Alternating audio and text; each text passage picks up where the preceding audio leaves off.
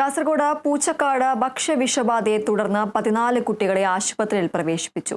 നബിദിന ആഘോഷത്തിന്റെ ഭാഗമായി പൂച്ചക്കാട്ടെ ബോംബെ ഹോട്ടലിൽ നിന്നും വാങ്ങിയ ഷവർമ കഴിച്ചാണ് ഭക്ഷ്യവിഷബാധയേറ്റതെന്നാണ് സംശയിക്കുന്നത്. സംഭവത്തിൽ ഭക്ഷ്യസുരക്ഷാ വിഭാഗവും ബേക്കൽ പോലീസും വിശദമായ പരിശോധന ആരംഭിച്ചു. പൂച്ചക്കാട് ഇന്നലെ രാത്രി സംഘടിപ്പിച്ച നബിദിനാഘോഷ പരിപാടിയിൽ ഭക്ഷണം വിളമ്പിയിരുന്നു. പള്ളിപ്പരിസരത്ത് പാചകം ചെയ്ത ഭക്ഷണം തികയാതെ വന്നതോടെ ശേഷിച്ചവർക്ക് തൊട്ടടുത്തുള്ള ഹോട്ടലിൽ നിന്ന് ഷവർമ വാങ്ങി നൽകി. ഇത് കഴിച്ചവർക്കാണ് അസ്വസ്ഥത ഉണ്ടായതെന്നാണ് പരാതി. പഴകിയ ഷവർമയാണ് നൽകിയതെന്ന് പരാതിയിലുണ്ട്. പോലീസ് അധികാരികളെല്ലാം ഇന്നലെ രാത്രി തന്നെ വന്നിട്ട് അതിൻ്റെ സാമ്പിൾ എല്ലാം കൊണ്ടുപോയിട്ടുണ്ട്. അവർ കേസ് ചാർജ് ചെയ്തിട്ടുണ്ട്. അതേമാതിരി ഇപ്പം ഫുഡ് ഇൻസ്പെക്ടർ വന്നിട്ടുണ്ട്, ഹെൽത്തിൻ്റെ ആൾ വന്നിട്ടുണ്ട്. അവർ വന്നിട്ട് പാടെ ഹോട്ടൽ പരിശോധിക്കുന്നുണ്ട്. വലിയ മാലിന്യം അതിൻ്റെ അകത്തെന്ന് പറഞ്ഞിട്ടുണ്ട്. അവർ കണ്ടതാണത്.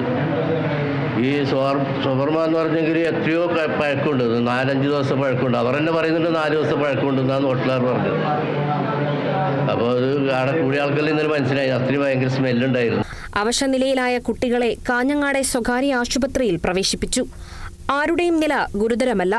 സംഭവത്തിൽ ഭക്ഷ്യസുരക്ഷാ വിഭാഗവും ബേക്കൽ പോലീസും അന്വേഷണം ആരംഭിച്ചു. Kerala vision news, Kasaragod.